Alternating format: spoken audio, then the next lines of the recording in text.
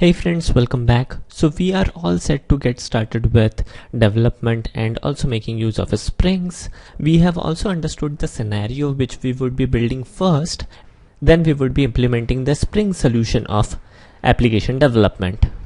So in order to get started, firstly we will be creating a new package. So I would be highlighting this Java resources folder, and then I would be highlighting the src folder which is inside Java resources. I will right click and navigate to new and select this particular option of package. We will be creating a very simple package whose name would be org.steadyeasy.spring, which is a good name, I suppose, and we will click on finish. Now inside this package, firstly, as per our scenario, there is a user, there is an insurance company, and the user would be asking for status, right?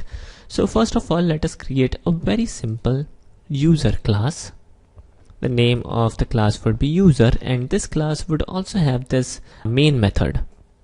Now firstly, we will understand the business logic of Springs, and definitely then we will grow and we will try to implement Springs in a web environment, but that would be later down the line. Firstly, try to understand how it is done in a simple console oriented environment. So this is the reason why we are making use of this main method, and things would be clear in a couple of minutes. So moving forward, in here we would be first required to create an object of insurance type. So I will type in insurance, and the name of the object could be like status equals new, and the insurance could be, for example, car insurance, right? Now as soon as I write this particular statement, Eclipse will start complaining, and the complaint is valid. And the complaint would be, what is insurance and what is this car insurance? Eclipse doesn't know about it. We haven't defined it, right? So we will hover upon this insurance, and there are a couple of quick fixes, and definitely we would be creating an interface. Why interface? Because it is a software engineering good practice to make the generic things as a part of interface, and we would be declaring couple of methods which needs to be there inside every class which implements insurance. So that's something different, and the concept would be definitely clear by the end of this lecture. We would be creating the interface, and everything looks good to me, and we will click on finish.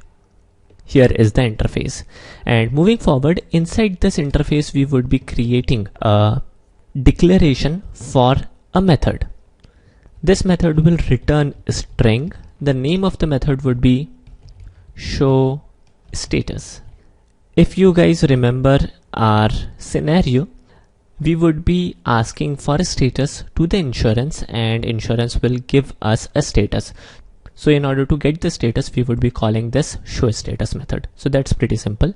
Moving forward to this user.java.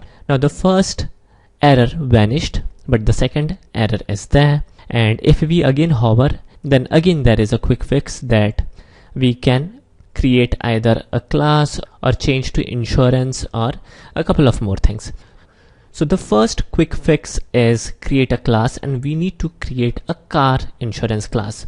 Now definitely this car insurance would be an insurance. So we will hover and we will click on create a class car insurance, and by default, very smartly, Eclipse will also add this implementation of this interface. Means this particular method will by default implement this insurance interface, which is the power of implementing the interfaces, which is a very good thing. Create an interface and define the rules and implement the interface in the classes. I suppose the concept is clear by now, which is a good practice. You might also skip creating an interface. That's altogether a different story. So moving forward, I will be clicking on finish, and here is our class, and Eclipse has also smartly added this particular method, which is again a good thing, and Eclipse is helping us a lot.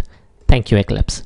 So moving forward, in here I will be simply writing a statement. The statement would be your car is insured.